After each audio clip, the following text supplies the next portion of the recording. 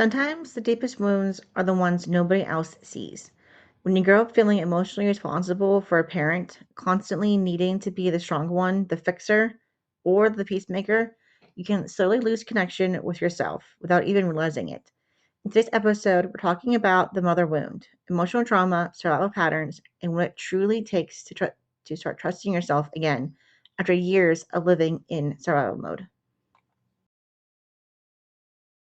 Hi, everyone, and welcome back to the Lunar Counseling Podcast. I'm your host, Kiara Brown, an LPC, EMDR certified therapist, certified hypnotherapist, and the owner of Lunar Counseling. This podcast is a space for grounded, real conversations with therapists, healers, and guides about the deeper layers of mental health, trauma, embodiment, and what it truly means to heal in an integrated and sustainable way. Today, I'm so happy to welcome Geraldine Crane to the podcast. Geraldine is a mother wound mentor and soul sovereignty coach who helps ambitious women reconnect with their inner wisdom, their soul, and the loving guidance of the universe so they can build their lives and businesses that truly align with who they are. Her work blends spiritual hypnotherapy, intuitive mentoring, nervous system awareness, and inner child healing, guiding women on survival patterns and back into what she calls soul sovereignty, living and leading from the deepest truth of who they are rather than from conditioning or expectation. Before stepping into this work, she spent years in professional roles supporting individuals through probation, substance misuse recovery, and domestic abuse, which gives her approach a grounded, trauma-informed foundation alongside the spiritual elements she now integrates. Personal healing journey, particularly breaking free from an emotionally abusive relationship with her mother, became the catalyst for profound identity healing and spiritual awakening. In recent years, she also navigated major life challenges, including breast cancer, reconstructive surgery, and the decision to home educate her son, experiences that deepen her belief that true healing doesn't come from pushing harder or fixing ourselves, but from shifting out of survival and returning to soul-led living. Through her signature soul shift process, stillness, observe, understand, let go, and listen, Geraldine supports women in dismantling identities like the good daughter, the strong one, or the fixer, and learning how to lead their lives and businesses from alignment with their soul. So I'm so happy to have you here and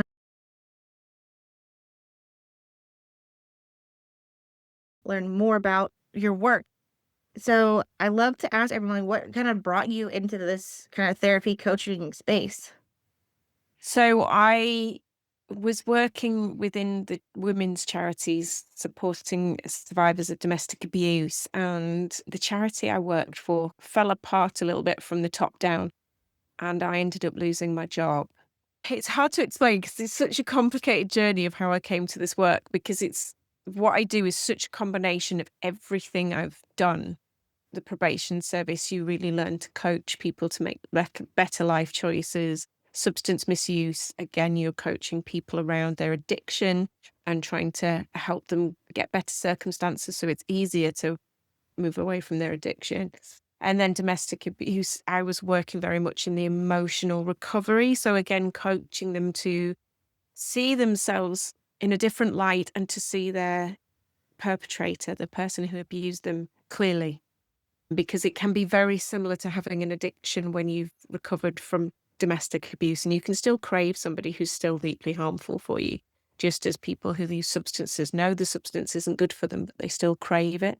So it's a lot about coaching them through that. But when I lost that job working within the charities, I decided I'd had enough. I'd had enough of the politics. I've had enough of within charities. You're so dependent on applying for funding every 4 years, and it's quite a difficult arena to work in. And just being subject to the decisions of politicians and other people, I got tired of it. And so I decided it was time to work for myself. And hypnotherapy was something that I'd been interested in previously. So I dived into that. And what I discovered through hypnotherapy was it reconnected me, or connected me on a much deeper level with my spiritual journey, which I'd already started.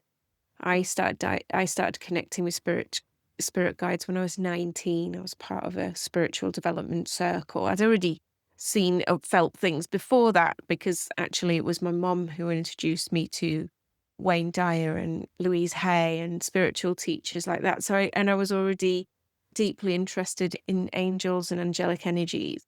But I joined this circle when I was 19, and I discovered a real ability to connect with spirit guides. So when I started training as a hypnotherapist, spirit got very involved, because when you get into that trance state that we use in hypnosis, spirit can get through to us a lot more easily. So Yes. they started getting very involved with my sessions, and then started showing me how I could use hypnosis to help people meet their guides for themselves. And then have started showing me how I can channel the love through from them to those people who haven't experienced unconditional love. And because of that, are not always very loving to themselves, or not really fully open to everything that they can possibly be. So when I channel the love through and help them to connect with the love that their spirit guides bring, it means they see themselves in a completely new way. But it can be a difficult process. If unconditional love is not familiar, it can feel very uncomfortable. So it's my job to help ease and coach you through that process, to let that love in, and then trust what you're getting. Trust that you are deserving, that you are worthy of it, that you don't have to be serving, you don't have to be useful to be worthy, you just are, because you exist. And it's just helping them to feel that, and then allowing that to really guide them. So their intuition really connects in, so they really trust their own judgment. Because a lot of people who've had difficult relationships, whether it's with their mother or with somebody else, have a lot of self-trust issues. And I work with women who run their own businesses most of the time. And if you can't trust your own decision making, you're going to struggle. Yeah. Plus, running your own business triggers all your triggers. And when we get triggered, we tend to bounce into old survival patterns, old Mhm. survival identities. And it's those that I help my clients to really start to identify, start to see, and start to shift. So it's many layered work, and I feel like everything I've ever done has led me to this. So it's not a short story. Yeah, it sounds like you've had so many life-changing experiences that it just, like, completely shaped you, and then, like, you've been able to take that growth that you have, like, from yourself and be the guide for others. You don't have to stay stuck in this way. We can get through it, and you can be the whole you that you're meant to be. It's one of my favorite things about my job is working with people who have had to play small, or be invisible, or be strong, be so strong or hyper independent that they've never really found out who they are, or they've lost it somewhere along the way. Particularly if your relationship is with your mother, that it was the one that's been harmful. That means you may never have really known what you love, what you enjoy, what's right for you, or you may have completely hidden certain parts of yourself, or hidden what you need because you've been too busy meeting her needs. Yeah. And it's really lovely helping people to discover and allow themselves to be who they truly are in Yeah. its glory, in all its messiness, and it's all accepted and loved here. So Yeah. yeah, I love that. Yeah, that's amazing. I love that you kinda mentioned about, like, how whenever people have whether it be, like, the mother or the father, but, like, usually the mother, like, where, like, they still become emotionally dependent or, like, the emotional Band-Aid for Mm. that parent, like, you lose part of yourself, and you sit and you had, like, your own journey with it. Would you be open to sharing, like, how you were able to, like, really accept into, like, your own away from that, away from her needs? It took me a long time. Took me a very long time. She was the center of my universe, and I absolutely adored her for a very long time. But the more and more I tried to have a life of my own, have an identity of my own, most importantly, the more resentful she got, the angrier she got, more bitter she got, the more she would try and turn certain family members against me using triangulation, isolation, the more there would be underlying threats of self-harm, So there was a lot of coercion and control that was going on, and that would just get worse and worse. But I didn't really fully see or understand how harmful it was, and fully understand the extent of this is not good, this is abuse. That only really came once I started to train deeper with working with survivors of domestic abuse, whilst also becoming a mother, whilst also accessing counselling, and for the first time getting a counsellor who was really good talking therapy. I'd had many counsellors before, but none of them had been particularly good, or in the UK, quite often, if you get counselling through our National Health Service, you only get 6 sessions. And then that's it. You just bye then. And I had a counsellor who made me realise I was angry with my mum and then left me there. And at the time I was still living with her, and she was able to then turn that and make it about the counsellor was wrong and if she's just messed you up even more. And actually made my mum's hold on me even stronger. So it took a long time to be able to really undo it. But finding a counsellor who really saw it very early, but also saw how much I was under the spell and how much she was very good at very slowly turning me to see things differently. And I still remember the day she said to me, why are you not furious with her? You should be furious, but you keep defending her. And I just remember coming home that day and sitting in the middle of my living room, and the room was spinning because she just turned my world upside down. Everything I Yeah. thought to be true, I was starting to realize wasn't. Everything I thought about myself, my extended family, everything. Because you learn your perception of the world through your parents. And for me, that was mainly through my mother, because my parents weren't together and I lived with my mum. And she was the center of my world. She could be extremely charismatic. I believed her. I believed her perception of everything. And I now see it was extremely distorted. And yeah, my world flipped upside down. It still took another couple of years before I was able to cut contact. But again, I went back to that counsellor and she said, what would life look like? What would life look like if you had no contact with her anymore? And I just said, I can't. I love her. I can't do it. However, we agreed that I would put some more firm boundaries in, particularly as Christmas was coming up. My mother-in-law was coming to stay. They didn't get on. I was in the middle of quite a severe breakdown. And we agreed I would ask my mum not to come to us for Christmas this year. She could have gone and spent it with her own mum. But the response when I said this to her was so angry, so resentful, and in no way considering my needs at all. There wasn't even a hint of it. And she was screaming at me. And and I'm so grateful, because it was that made me, it just like everything clicked. Enough's enough. I can't do this anymore. I was not being the parent that my children that I wanted to be. I was struggling to decide what to eat, to decide what to wear. This was my 3rd or 4th major breakdown since I was 19. Couldn't keep going like this. And it was like I was swimming in poison and I had to get out. And I'm not saying that she's poisoned entirely, but the relationship had become poisonous for me. And I had to get out. But it wasn't until that counsellor gave me express permission to even consider it. Nobody had ever done that before. Nobody. And that was it then. I sent her, it sounds awful, but I sent her a text message, because I wasn't brave enough to do this over the phone. I knew not to do it in a letter because it would get turned back on me, which I always advise, do not use letters. They will use it against you.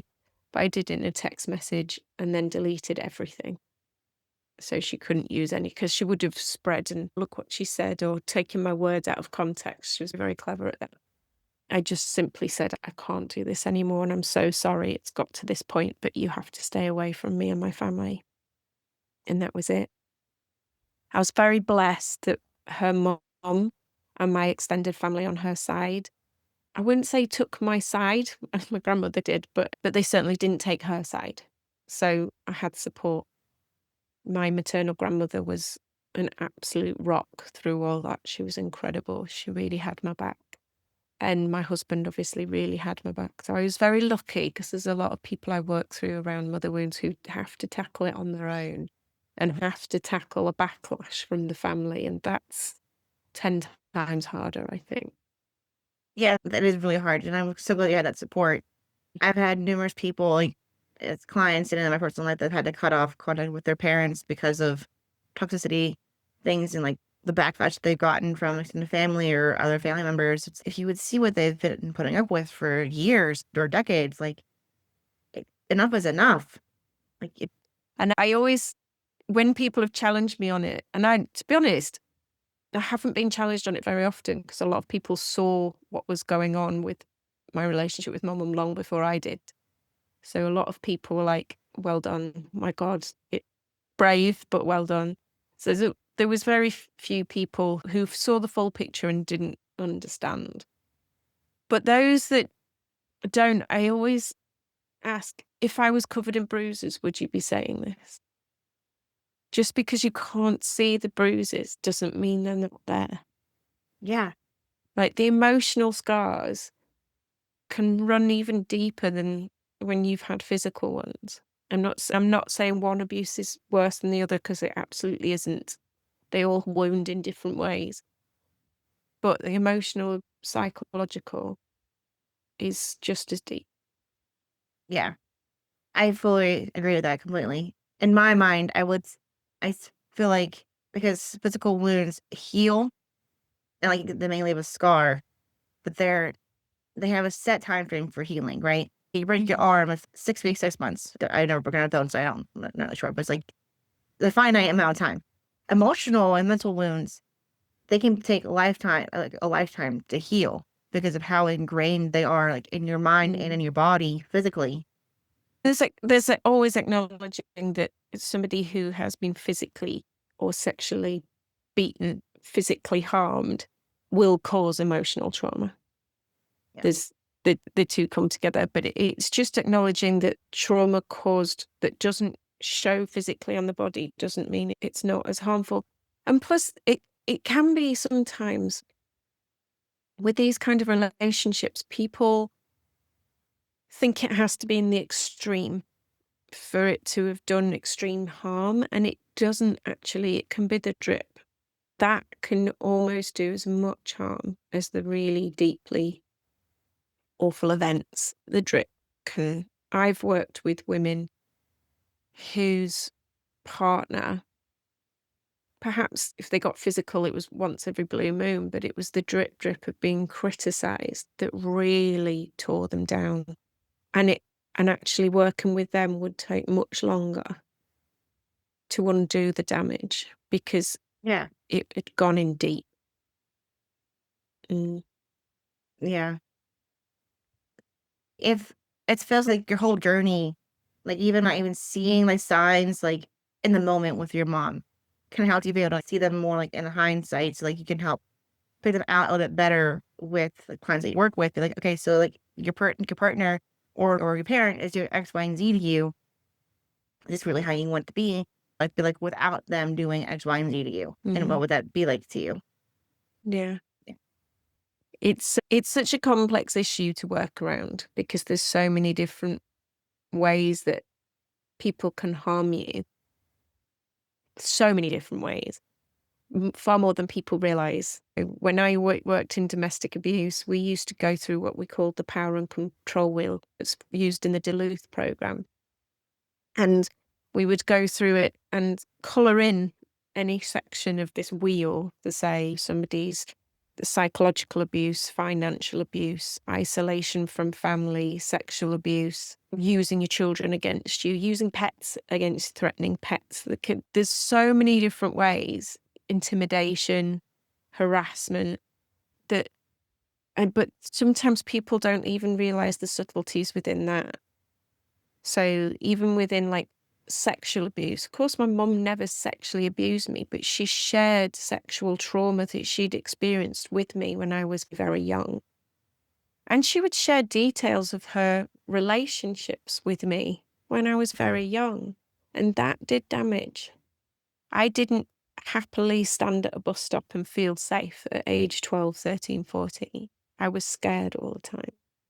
And it's affected some forms of intimacy for me and more difficult than others because of the passive trauma of hearing about her trauma. So that is sexual abuse, which people don't realise. I've worked with people whose parents showed them porn when they were very young. That's sexual abuse. People don't. They think a sexual abuse has to be a contact, and it doesn't. So sometimes it's understanding the real nuances around abuse. Like harassment could just be somebody just keeps ringing you all the time. They might be sharing something and not being abusive once they answer the phone. But if they're expecting you to answer the phone like 4 or 5 times a day, my mum would ring me 5 times a day. And then if I didn't pick up, it was like, what if I'm suicidal? What if I'd fallen? What if I needed? As if that weight of responsibility that you have to be at the end of the phone because they may be a suicidal, that you can't live like that. And that's a serious form of abuse that a lot of people don't realize is abuse.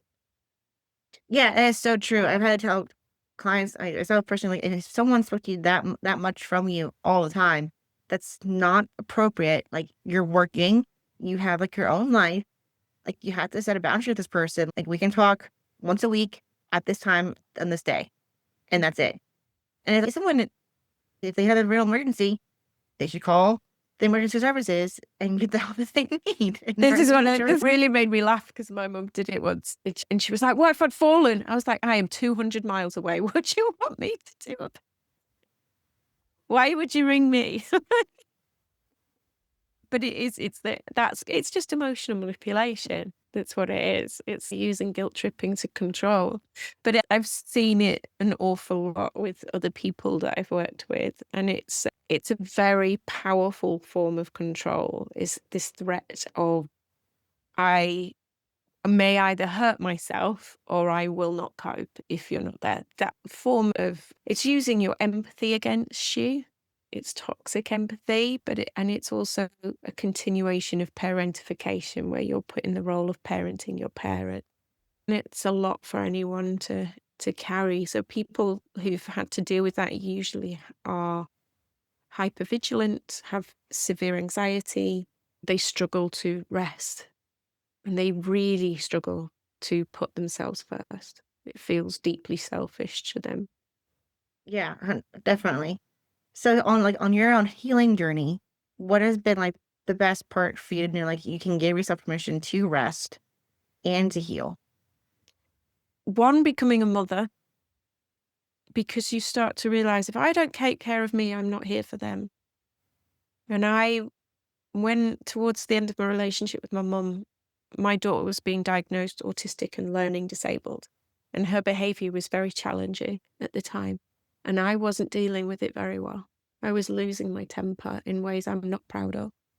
And that was a real red flag to me. This is not the way I want to parent. This is not who I want to be. So that was a massive motivation. And I see that quite a lot, that it's through parenting ourselves that we start to realize, oh, okay, this is not good. But you can also see old patterns and programs come up as well. Yeah. But for me, the biggest healing came through spiritual support. I, during lockdown, did an awful lot of inner child work as well. And I've continued to do a lot of inner child work through hypnotherapy. And I love inner child work. I love releasing the stuff. Like I buried my inner child at 12 years old. I went back to a very clear memory of watching my mum screaming and hitting herself around the head. I'm really sorry if this is triggering anyone, but she would completely dysregulate her emotions. She couldn't regulate when she got to a certain point. And then she was hitting herself around the head and screaming. And I'm 12 years old, not feeling able to, not knowing what to do. no idea what to do, but also not able to move. I cannot leave the room because if I do, it could get worse. And at that moment, I buried my inner child 6 feet deep. And it took a lot of work and a lot of emotional work to release and unbury her. But now I have this beautiful relationship with my inner child at all different ages, because your inner child goes up to 26. So I've worked with my inner child at all different ages, but I have this beautiful relationship with her. And that brings a real sense of safety that only you can bring to yourself. So when I did get breast cancer a couple of years ago, I coped with it so much better because I was able to respond rather than react.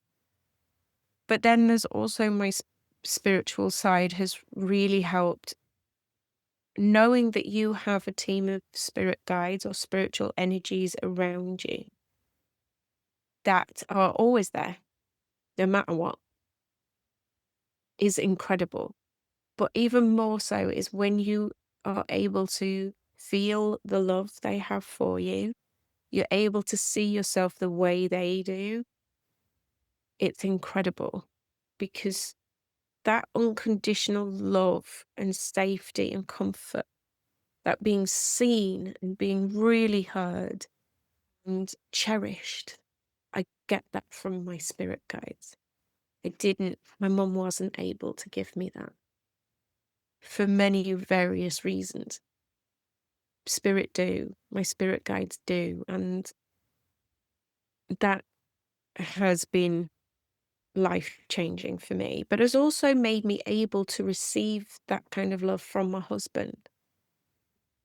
I see a lot of my clients actually really struggle through very difficult relationships because healthy love is not a familiar love. It feels uncomfortable.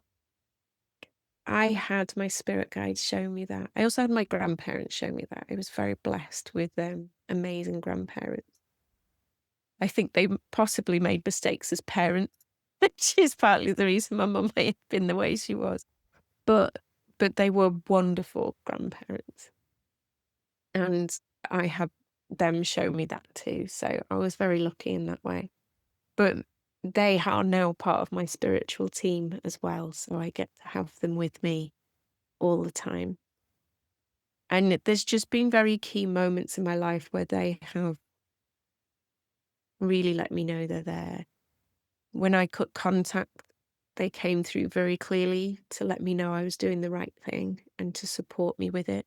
I even got contact with my mother's higher self, which is a part of you that is still in spirits, your oversoul. And even she was like, in this life, you're learning to be apart, but you will be together in a healthy way again. And that was really beautiful. They were, when I got my breast cancer diagnosis, I remember coming out of the hospital and just plugging myself in. So I plug in and I ask them, are you there? And usually I can feel my spirit guides around me. They were like so close. I couldn't even separate one from the other. And they were so close all around my face, like pressed in around me, just like, we're here. And every Giving you all the song that came, kisses. yeah, they were so compact around me, like almost suffocating. Like, all right, okay. But they made their presence very known. And like every song that came in the radio was either relevant to what was going on or was relevant to my grandparents. So they were very much letting me know. When I went into hospital, I felt them with me. And through some very challenging times, I broke my leg very severely just a year after my mastectomy. I broke my leg in 3 places. And as I'm having to wait to have my leg cast, it was a very difficult process I went through after I broke my leg. And I very much felt them with me through that. So there's just something very healing about connecting to this love that's there. And that's a huge part of my job, is channeling that love through, but also giving people the safety to receive it. And that's really important too. That is so amazing. I love, like, your spirit team, like, when you got, like, this major, like, life-changing diagnosis, almost, like, basically giving you, like, spiritual kisses. You're like, "We're here, like, we love you, like, we'll get through this." I think that's Mm. so cool. It doesn't make life easy, because life isn't easy. There's always challenges, Yeah. but it gives me an underlying peace. Mm, That and the inner child work has just given me a sense of there's always a deep peace within me. So even when life is going crazy, if I can just pause for a moment, I can feel them with me, or I can feel that peace within me. And that's the most powerful bit. You can't take away the drama of life. There's always going to be stuff going on. A relative gets ill, or financial issues, or world challenges right now. But I always feel them there. And I teach other people to always feel them there. Like, I help them to recognize. A lot of people I work with are highly sensitive, often neurodiverse as well. But mm. I work with people who are highly sensitive. They already know, but it's getting them to really plug in, learn to recognize it, and really learn to trust it, that this is okay. But really grounding them in love, because there are other energies out there. But it's really the strongest protection and strength is love. Yeah. Sounds corny, but it's true. It's very true, and I fully agree with you, like, you have to be protected, like, and grounded within the love, because there are, like, the darker energies around there that if you're not careful, can really seep in. But Mm. having that protection from, like, your loving spirit guides and all that can, like, really just help heal you, not really heal you, but it keeps you that, like you said, like, that peace. Like, you can go through hard times and you're like, you can get out of it and be Mm. fine at the end of it. I always say self love is almost Teflon coating yourself. Like, you just, when you really, I know when I say self love, people sometimes think arrogance, and they don't mean that at all. Because actually, when you really love yourself, when you've got patience, kindness, and tenderness for yourself, your level of love and compassion for other people grows, not the other way around. It expands, it gets bigger. But it does give you protection. I love use an analogy of a balloon. So there's always going to be somebody coming into your life who's going to bring a pin. Thank goodness there's lots of people who want to bring air and help your balloon to stay inflated and floaty. But there will always be somebody who wants to bring a pin. And now, and most of the time, that's got nothing to do with you. It's just their balloon's deflated, and they want you to feel deflated too, so they don't feel so alone. People Yeah. want to bring other people down because that makes them feel better. It's got nothing to do with you. But if you truly love yourself, you have this like stronger coating. Your balloon floats higher. They can't reach you. You know, you're living on that higher frequency, and those lower frequency energies, they cannot reach you. And actually, if you really love yourself enough, you will repel them. You'll scare the bejesus out. You'll trigger them. There'll be something, they'll be like, oh, I've seen my have that effect on people where I've barely spoken to them, but for some reason I can see I feel like I've triggered you. I'm just gonna wait for you to be. I've not really said or done anything. But it's Yeah. because this love is there. People get a little bit like triggered, and it's okay. That's all right, sweetheart. You gonna leave you with it. I'm not taking it on. But can Yeah. leave you with it. Yeah, so okay, I see that you have your own stuff going on right now. I'm gonna stay up here with my stuff. I will love you from afar. If you're Mhm. ready to come here, I'll be here for you. But for right now, just kind of keep it over there. Yeah, exactly. Because there's only you can fix your stuff. But it was also realizing that you can't fix anybody else's stuff. I always, I always tell my clients to be the lighthouse, have your firm foundations, know who you are, have strong boundaries, have the walls. Don't have walls up, but allow your boundaries to be firm. So you can have that peace within. Take care of your energy, that electricity, that energy that's running through your lighthouse. Don't give it away. to those who will just take it. Take care of it. And that allows your lighthouse to shine so bright that other people really benefit.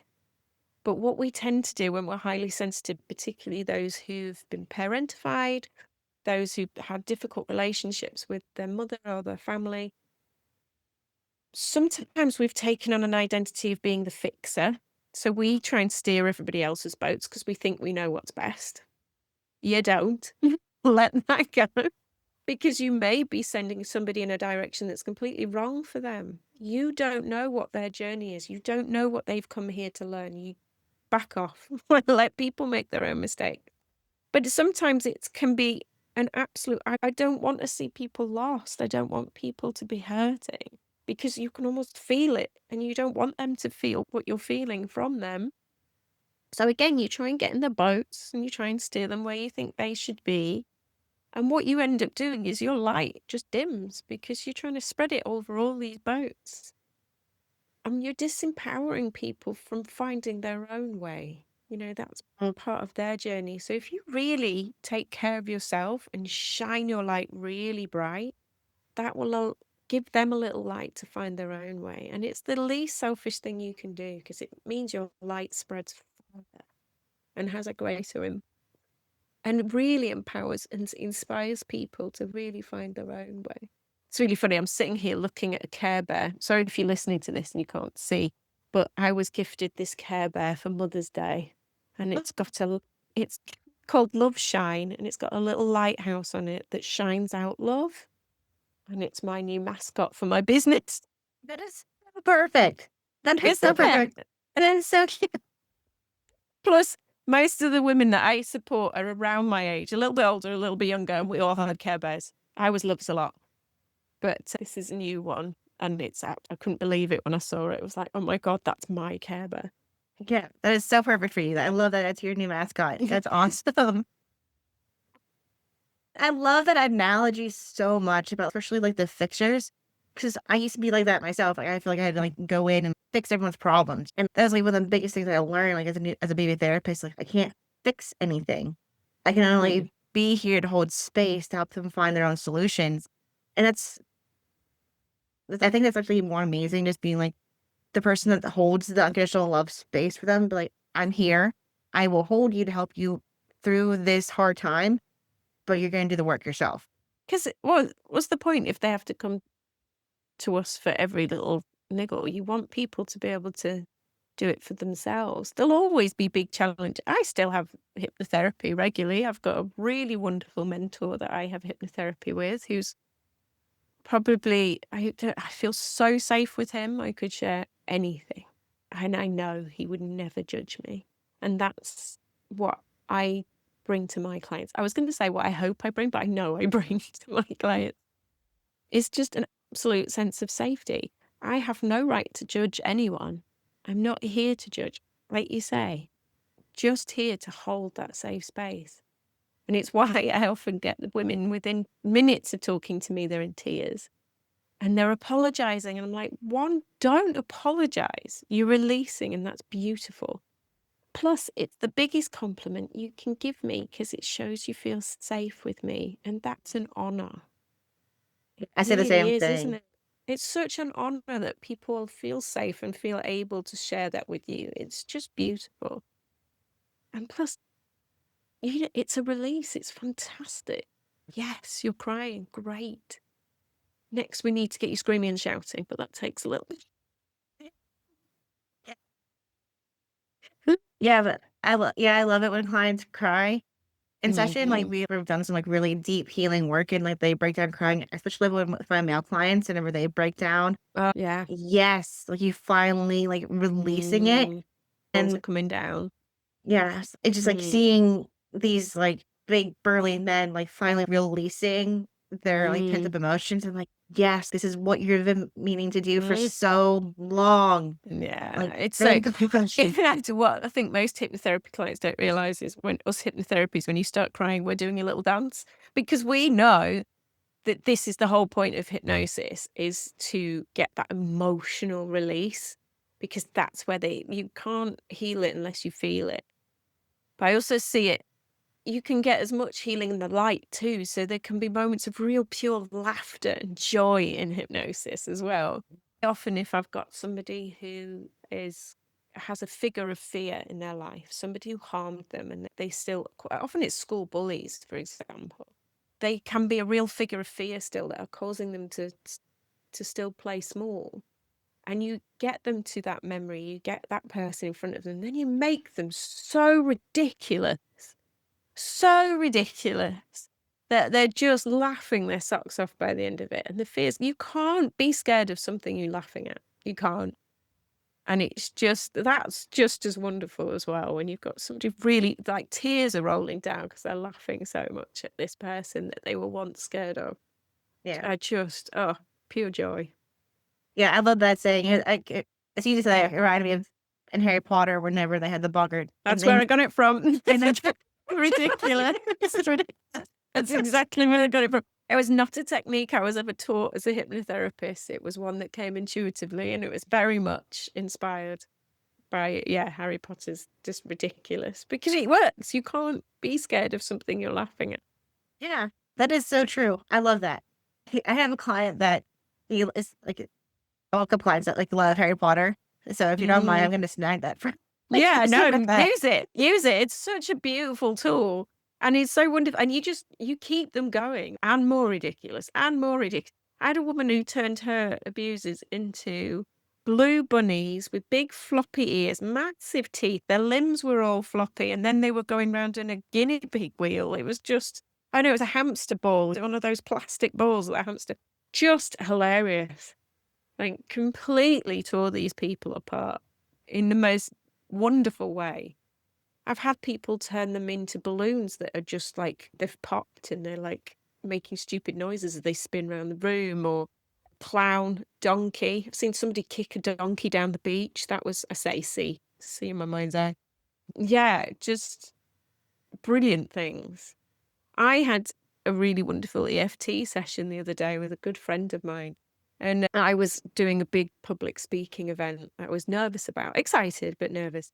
Yeah. And so she got me to look at the room and see all these people in the room. And I do a lot of work with Archangel Michael, so he was getting involved in this. He's a wonderful energy to work with. He's very funny, but he's very powerful. He's very beautiful, but he's funny as well. And he, as I'm looking out, there's just this sea of Archangel Michaels, but they're all dressed in floral tea dresses. There's Archangel Michael there with his sword, looking at me like, what have you just done? Why am I dressed in this? And he, and it was brilliant because it just took a lot of the fear out of it. It was just because there was the love that Archangel Michael has. He's just beautiful, and he loves to take away any kind of negative attachments or negative cords to anyone else. If you ever want them pulling out, Archangel Michael's the energy to use. He's fantastic. He loves it. But just seeing him in his dress, it's just, be all right, mate. That is He hilarious. wasn't impressed. He wasn't impressed. But it meant I was so much calmer. Yeah. Bless him. But yeah, he's a wonderful energy to work with. So I bring him into sessions a lot. I say I bring him in, he gets involved.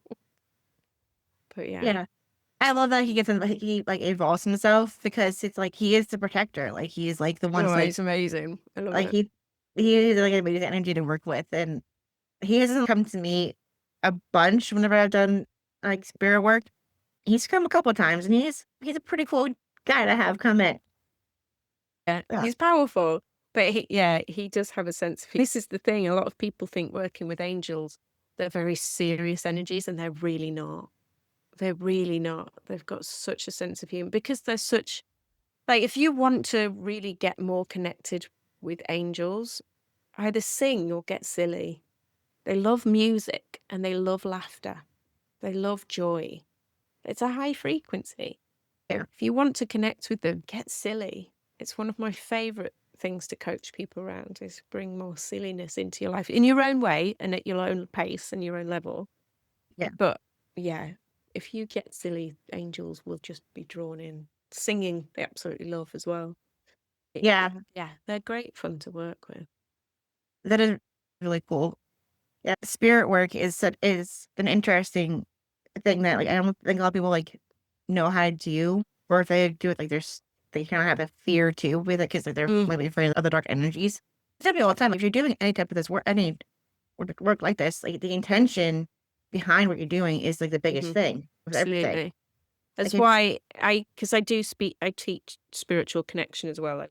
I run Circle and online, and I teach how connecting with spirit guides, and it is all through love, and that love it does protect. And the more you love yourself, the more you protect your energies. It's a really powerful thing, love. And I always think it sounds so corny, but Spirit have shown me recently that's what I'm here to do, is channel love through. It's one of the reasons I've got the Care Bears. I was yeah. meditating the other day and they just showed me as loves a lot, as the Care Bear loves a lot, just channeling love through and spreading it, but then creating a pyramid scheme of other Care Bears all spreading love. I've become a little bit Care Bears obsessed since then. But they really show me this powerful effect of that love shining out and passing it along. And it's so needed right now. Yes. So needed more than ever. But it's a very powerful thing if you start to explore spiritual connection, ground yourself in love first. A lot of people come to me who are already very spiritually connected, but they've never been taught that grounding first. And I teach that, or they come to me and learn these things and then go off and look and do tarot cards or go into shamanic practices, and it's all wonderful. I love all of it. But ground in the love first. Realize that you are part of a divine energy that is love. So you are love. You are that divine energy. And whether you call it God, source, universe, doesn't matter. It's love. And you are it. You're not connected to it. You are it. And then when you really step into that space and ground into that love, it's so powerful. It's beautiful. That is so true. And I've been, I want to like spell work and my own other things. Is the first thing I always do is I clear the space and I ground myself before I do anything else. Like you can't do anything if you're like heat up or if you're like in this weird vibration. Like it's not gonna do what you want it to do. Like you have to really get calm, like you said, in that love. And actually, I think my favorite time that I've done spell work is like my son joined me with it, and like his love and like my love like combined, and it was like just so fun and cool. Like just him and I doing it together was just like amazing. And like he's 5, so he doesn't like fully understand, but he was like, "Oh, like let me do this thing," and I'm doing it with her, and he was just like having so much fun, and it was just like it just made it so Mm. much better. My son used to do oracle cards with me when he was little. He's 13 now. He won't do any of that yet. Hopefully he'll come back to this stuff, or he'll find his own way to this loving intelligence. Whichever way he does it is fine with me. But yeah, there's something very powerful. One of my favorite tools for if people are feeling a bit lost and disconnected is sometimes you can do a lot of spiritual practice, but can just have times where you just feel a bit disconnected. I certainly do. And one of the most powerful ways Spirit taught me to connect back to that is you just have to get still for a moment and think about something you love. I always remember holding my son or my daughter when they were first born. There was that moment. I remember when my daughter was born and overnight was left alone with her in the hospital, and just remember staring into her eyes and falling madly in love with her. My son, I remember being curled around him in the bed in the hospital, and just the love was overpowering. But it can be, sometimes I look at my dog and he just looks at me with love. It could be your favourite slippers, and you just have a really good soft pair of slippers. Whatever it is, it doesn't really matter because it's not the thing itself. It's that feeling of love. If you really can connect to how you feel love, where you feel it in your body, where is it? What does it feel like? Does it bring warmth? Does it bring a heaviness or a lightness? Really connect with that. Then ask your spirit guides to step forward. And you just plug back in, because the connecting thing between you and your spirit guides is love. And so if you're feeling disconnected, get back into just remember what love feels like, and it will help you to connect back in. Yeah. Oh my gosh, this has been amazing, and I feel like we can go on and on. But before we wrap up, is there any like other tips or tricks you want to leave people with? I've given quite a lot. Yeah, I know you have given one, so if there's not, it's okay. Oh, I've always got more. There's just, oh, my dog's crying at me down here. I mean, I can't go into detail because we haven't got the time, but my main tool that I use working with people is called the soul shift. And that's where I take you. You mentioned it briefly in the introduction, but that's where I take you through stillness, observe, understand, and let go. And the point of that is pausing. Stillness doesn't have to be a big, long meditation. Just pause. It's enough. And when you pause, it's then starting to observe how you're feeling. So it's a really good thing to do when you're feeling very anxious, uptight, angry, anything that's making your body feel uncomfortable. Pause, observe the thoughts. Just observe what's going on without judgment. Don't add more judgment to it. And then bring the understanding in, bring the compassion in. What's the beliefs that are maybe underlying this? That's probably not true. What maybe led you to have these thoughts? Really bring that compassion in. And that's a really good point to bring spirit in, invite them in to help you with that compassion piece. Then really listen to that part of you that's hurting, that maybe needs to. I realized years ago that I'd had anxiety all my life, but when I finally listened to it, it had a lot to tell me. And it's not rejecting any part of you. It's all important, but sometimes those parts being the fixer, maybe that part's coming up. Listen, why has it come up? What's it pointing you to? And then that starts to then let it go. It can maybe step back, and you can really start to listen to your soul, really start to listen to the love, to the spirit guides, and that just allows everything to shift. And that's why I call it the soul shift. That is amazing. I love that so much. What's like the best way for people to find you, to connect with you, to like, experience your soul shift with you? I work with people one-to-one, online and in person, so it doesn't matter where you are in the world. I have monthly circles, which are 7 p.m. UK time, so that also depends where you are time-wise. But they're once a month online, so anybody can join those. And I have a membership too, which has got the most beautiful souls in. I absolutely love the women that are in my membership, and they have access to the circles and the replays and a whole library of meditations. And we also do group coaching, which is more focused on identity and motherhood and stuff. But if you are interested in any of it and you want to know more, you can just email me at hello@geraldinecrane.com. I'm on Facebook, TikTok, Instagram, LinkedIn. You just have to, luckily having a name like Geraldine Crane, I'm quite easy to find. My website is just geraldinecrane.com. It's a little out of date. The branding's not quite right, and it needs work. It's not been properly done for about 5 years. So when the money's there, I will be sorting that out. There's been a few complications recently, but I will be sorting that out. But you can find me on Insight Timer, the app. I'm on there. There's meditations of mine on there. There's all sorts of ways. And I also have a teaching site, which is, I'll share the link with you for that, because that's where you can access my circles. But that website's completely up to date, and you can find stuff on there too. So there's loads of ways you can find me.